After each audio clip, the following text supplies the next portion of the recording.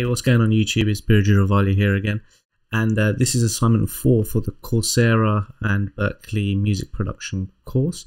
And today we're going to be covering how to use a compressor in Reason 7. So let's have a quick recap of the track that we played last week.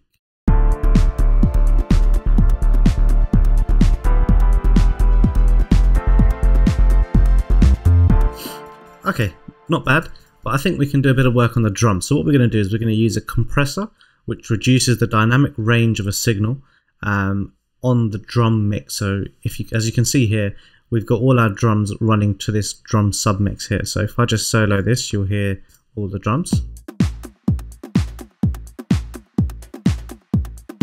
Okay, so what we're going to try and do is we're going to try and get the low parts of that sound to come higher and the louder parts to come lower, so you get a more consistent solid sound.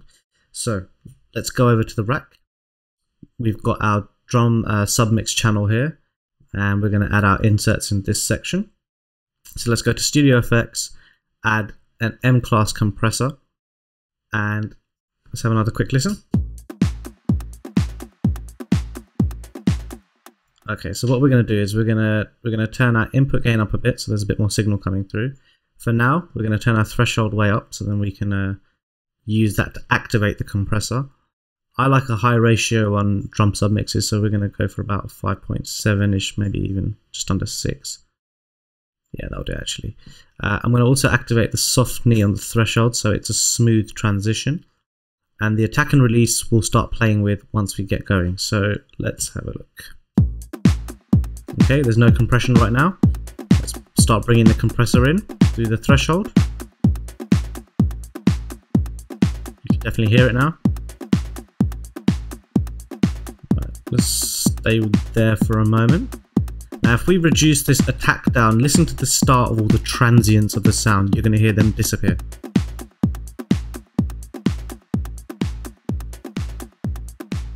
See how a lot of the start of the sounds has kind of disappeared a bit?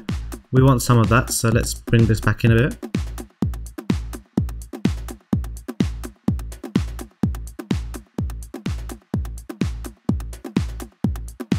Yeah, something like 15 milliseconds isn't bad.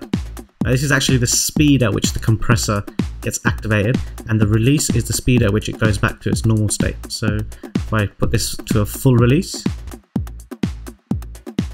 you can see here as well as here that it's taking a bit longer to get back there.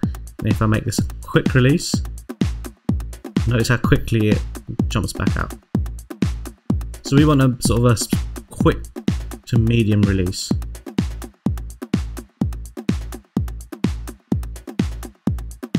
Something like that. I'm going to turn the output gain up a tad as well, just to balance that out. So if I now bypass this, have a listen.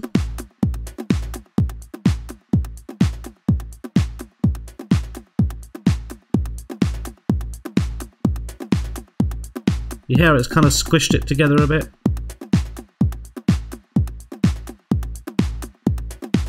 I think we're actually probably hitting that a little bit too hard, so let's dial it back through the threshold.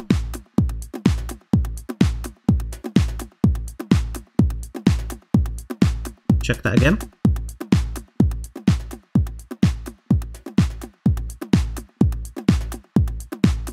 Yeah, it's sounding pretty big. That kick drum is sounding pretty large at the moment. There's one other thing I'm going to do, and this is just from preference. In Reason, there is also a pretty cool plugin you can get, a rack extension called the Audiomatic RetroTrans transformer, and this has a whole bunch of simulations of different sound materials. Basically, is what I'd say. We're actually going to apply a tape preset to this. Now, this is going to simulate what it would be like if this sound went through a tape or got recorded to tape. And the reason that's important in this context is when you record something to tape, it often has a natural compression to it, just from the way that tape actually works. When you record something to tape, it naturally has a soft compression going on, so it kind of squishes it a bit more. So if I just turn this transform up a bit and play it again, you can kind of hear it's got a slightly fatter sound. If I bypass this, you'll hear it.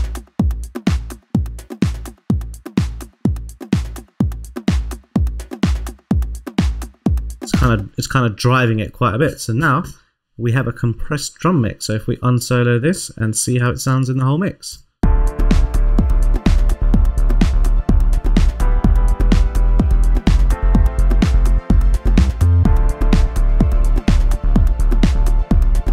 Great, so there you go. That's how you use a compressor in Reason 7. Alright, we'll see you next week. Take care.